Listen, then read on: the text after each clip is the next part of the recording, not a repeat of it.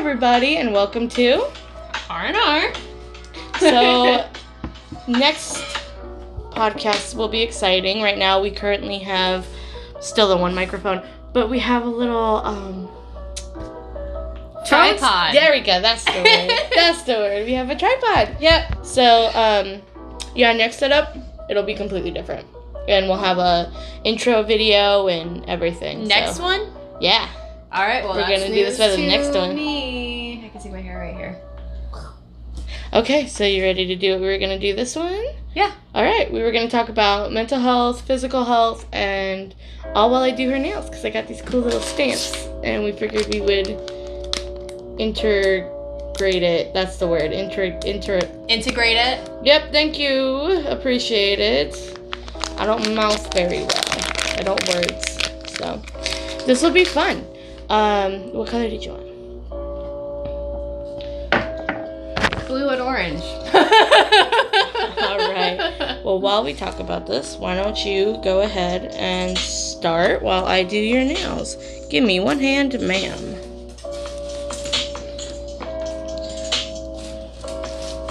What do you want me to start with? Start talking about your mental health. Actually, you know what? I'll talk about my thyroid for a second.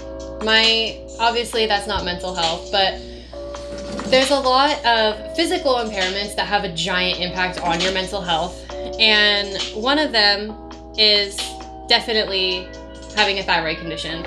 I have hypothyroidism, so my thyroid is underactive. For those that don't know, your thyroid is in your neck, and it regulates a ton of different things. But it also regulates, like your mood and your energy levels. And when your levels are off, you will be really tired. You'll be really fucking tired, and you'll be fatigued, and it'll be to the point where you'll go to just sit down for a minute, but you'll full on fall asleep. And I have a problem with constantly falling asleep randomly, like somebody that has a sleeping disorder, which I don't. And for the past year or so, I've had a really hard time getting in to see my doctor. She keeps rescheduling on me, and a thyroid condition is something that needs to be regulated every 1 month to 3 months. And so I actually had my new psychiatrist tell me that my levels are beyond off. He doesn't even know how I'm waking up every day and doing literally anything. And I had to go see a random doctor. Second for the link. Yeah, I guess. I'm gonna shorten it. I know, we'll have to point them, so. Continue. So I had to go see a random doctor so that I could get my prescription fixed, and it was this whole runaround thing we had to do with it to make sure that they got the labs and everything. And my thyroid prescription went up 20 micrograms, 25 micrograms, something like that. It went up a very significant amount. And if you're someone who's struggling with falling asleep all the time, please go see a doctor, because just because you think it's only mental doesn't mean that it's only mental. I, for this past year, thought that I was mentally struggling with something because I was constantly tired and depressed and fatigued, but it turns out that it was just mostly 80% my thyroid condition being completely unchecked. And then on top of that, I was diagnosed with being bipolar 2 while I was trying to find an ADHD diagnosis. I did not see that one coming. For a while, I thought that I had rapid cycling bipolar, but it was the BPD that makes the mood swing super, super fast. And then it's the bipolar 2 that gives me the longer mood swings. I'll talk to her about when I'm manic, and I'll be like, oh, I've been manic for a week. I don't know what's going on, but God, it's been 2 weeks now. Holy fuck, why am I manic for so long? And that is not something I experience with my BPD. I have pure form BPD, so I don't have any other added diagnoses except for ADHD. Mine's not from the BPD, yeah. So all of her mood swings that last more than a day, mine lasts 3 at the max. So yeah. So I have mood swings that will last a week to 2 weeks. And then I will have micro mood swings in the middle of it. So it made it very hard for me to find a proper diagnosis because of that. But it has been a journey, and I'm finally on a mood stabilizer. I'm on Abilify now, and I've been on it for 2 or 3 weeks. So we're still seeing how it's going to work. And the thing is that I just got my thyroid medication fixed about a week ago, and both of these meds are going to take a month to kick in. So I've got like 3 weeks before I'll really know anything about if I need my medication changed. The Abilify changed or the dosage upped or whatever. So that'll be a whole journey by itself. That's a good way to segment into medication with also, I'm not waiting. I'm gonna smoke this. That's fine. This is my beautiful. Don't do it at home. Don't smoke. So it's so pretty. Don't smoke. Anyways, it's so pretty. So coming from somebody who refuses to take medication, my BPD, most people with BPD do take mood stabilizers, but I can't. I was on medication for my ADHD at a very young age. I was on Ritalin for most. You know what's so sad is I've heard this story so much from so many people that have ADHD that were diagnosed as a kid, and it's so fucking sad. Yeah, it does, because when it comes to ADHD, you just have to change how you're learning. It's not that I refuse to learn. It's just that I learn in a different way, and nobody's going to want to stick around for a subject that they don't enjoy. So me personally, I will never, ever take medication for my BPD, and that's also totally normal as long as you go to therapy. Yeah. A lot of people don't take medication for BPD, from what I've seen anyway. And if they do, it is mood stabilizers. I've heard that a lot do take mood stabilizers and go to therapy. But my old psychiatrist wouldn't even prescribe me a mood stabilizer for the BPD for anything. Really? She was horrible. Sounds like it. All of my therapists really, really have tried to get me on mood stabilizers. Oh, my therapist tried. My therapist tried to help me, and that's why she told me that I should actually switch psychiatrists, because in the ADAPT office, which I go to Compass Behavioral Health, but it is now called, it's just a part of ADAPT. But in their offices, they have 2 different psychiatrists, and one of them she doesn't get along with, and the other one she does. So I needed to start seeing the one that she got along with so that she could talk to him for me about me, basically, and kind of help speed things along, because I felt at a total impasse with my current psychiatrist. And the reason that I had her was because I needed a female, and it was not worth it. The other psychiatrist is an older gentleman, and he's absolutely amazing. He's called me himself multiple times, like not a front desk person called me. He called me. I've never had a primary care, a therapist, or a psychiatrist do that. So I thought that was pretty awesome. I think he's pretty awesome. But anyway, she has things she wants to talk about as well. Oh, sure. So when it comes to ADHD and medication, I was on medication. Oh, God, I don't even remember how old I was when I started. I think it was like 4th or 5th grade. Oh, my God, that is so young. Yeah. Did you not know that? Yeah, I was like in 4th or 5th grade. And I was on Ritalin. Were you on Ritalin when we knew each other? Like when we very first met? I was supposed to be, yeah. I refused to take my medication. A lot. Okay, if you are currently on medication, do not take this as a sign to stop taking Do not stop taking your medication. It's different with every person. Do not stop taking your medication unless you talk to your doctor and you guys have both decided that that's what's best. I stopped because I didn't know that I had BPD the entire time. So I was just like, why do I not feel anything, right? On Ritalin, it would make me feel nothing. And then they also had me on depression medication because I thought I had depression. So I felt nothing. I felt nothing for a good... I was on depression anxiety meds my entire time in high school. Yeah. And that's why I stopped. I actually stopped taking them a little bit before we met you. Before I met you. We met you. Wow, I sound psychotic. Yeah. And I refused. And, oh God, did my mom want me to take this? Probably because it made it easier to Unfortunately, that's why a lot of kids are dosed up really bad, though. Yeah. Thankfully, you had a really good mom. Yeah. But she did, she did want me to. You okay? Yeah, I'm just looking at him. Gotcha. No, but she did want me to take the medication because she thought that's what's best, I'd want them to take it too. But I stopped. Because the entire time I was like, I feel nothing, and everyone's like, that's normal. It's like, no, I sincerely feel nothing. I feel no joy, I feel no happiness, I feel nothing. It was robotic and disgusting to me, and again, this is not a sign to stop your medication. You need to talk to your doctor about it, have an open conversation.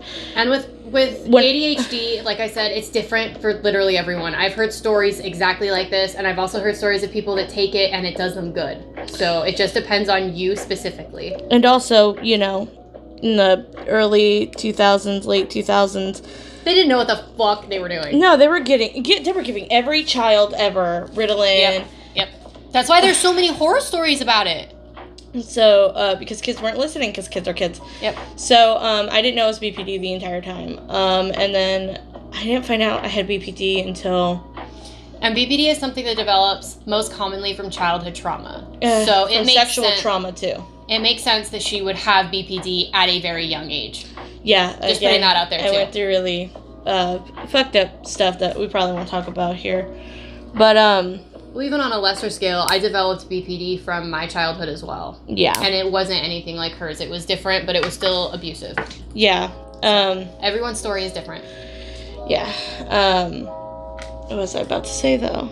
It was, I just didn't like my medication, and I'm glad that I'm not on it, and my therapist has told me that I can take medication. A lot of therapists before my current one have tried to force me on medication. Fuck that. I do best with a therapeutic method called DBT, which stands for Dialectical Behavioral Therapy. It's best for PTSD, CPTSD, and BPD. So it's where you work through what has happened, but you also learn new skills that you have to use daily. Yeah. There's a lot of different things that, I've been told to use before, but they never made sense until my therapist said it out loud. Yeah. Like what are 5 things you see, 4 things you hear, right? Yeah. And I was always told that as a kid, like, that's how you're supposed to do it. Every time she tells that to me, I tell her to fuck off. But it works. It helps. It does, because it makes me fucking laugh. Do you want to stop the video for a second so that we can file them down with the Dremel? Yeah, okay, sure. We're going to file these down with the Dremel, and it's very loud, so we're going to pause for a second, and we will be right back. And we're back. We filed them. So now that we filed them, we're going to go ahead and do nail polish. So basically, moral of my story, my long-winded story. Are you going to paint them? Yeah. Okay. Why not? Gives you a turn to actually talk. Okay. Is try not to medicate your children before you know exactly what's going on. My child had, we had thought that he had, like, really bad ADHD at, like, a really young age. Turns out it was not a thyroid condition, but you got me all tripping. But it was a adenoid issue. That's right. And he wasn't sleeping. And a lot of parents, I guess that's happened to a lot of parents. So, if your doctor, his doctor, would check his throat and we're like, oh, his tonsils are fine. We're not just looking at tonsils, we're looking at adenoids. So we went to a different doctor and he figured it out the first appointment. So, try not to medicate your children. And I know that they don't really do that anymore, which is great. Because my wackadoodle therapist in 4th grade was wild to put me on medication. Another funny story on her. When I was younger, we were, not swimming in the money. And not swimming in the money. And I had told my therapist, quote, I have no clothes. When a child says that, they mean, like, clothes that the other students have, like I obviously had clothes. Yeah. And so the reason why I stopped going to that therapist, not was because she medicated me when I didn't need it. She told my mother to bring all of my clothes and they were going to sit there and count them. What the fuck? And my mom was like, what? And she was like, yes, I want you to bring all of her clothes and I want you to put it in a pile and we're going to count all of her clothing. Why? And she was like, and I'm leaving. That's insane. That's fucking ridiculous. Yeah. No. Yeah.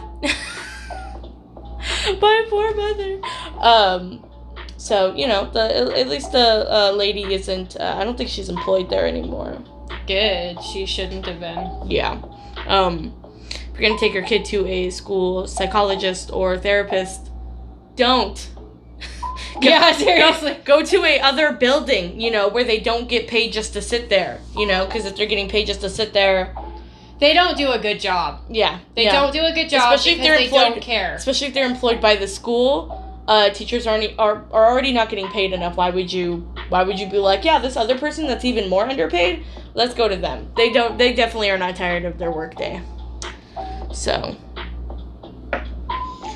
Yeah, they're not awesome. Yeah. So that was our fun interaction with the school psychiatrist.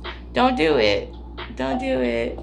Mine wasn't necessarily bad, but I feel like she didn't really give a deeper look into any of my things, because I originally started going to therapy in school because I was obsessed with self-harming, and now I understand that was from my OCD, but they had no idea. And the only thing, again, because children, the only thing they cared about was, oh, you're cutting yourself, you must be depressed. And I would talk about how anxious I was and how hard it was for me to go to school and do literally anything. And my mom had to, like, teach me how to do simple things like order at a restaurant or pay for your stuff at a store. And it was like, I don't know, it was like they couldn't see past that.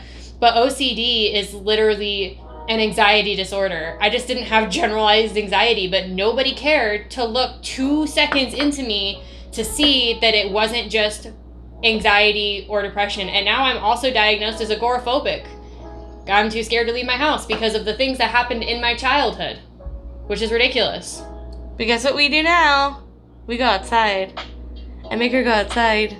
In healthy ways. I don't force her. I'm not just like dragging her by her hair like, let's go outside now. Well, I'm just kidding. Don't you dare. Don't you dare. Someone will call the police.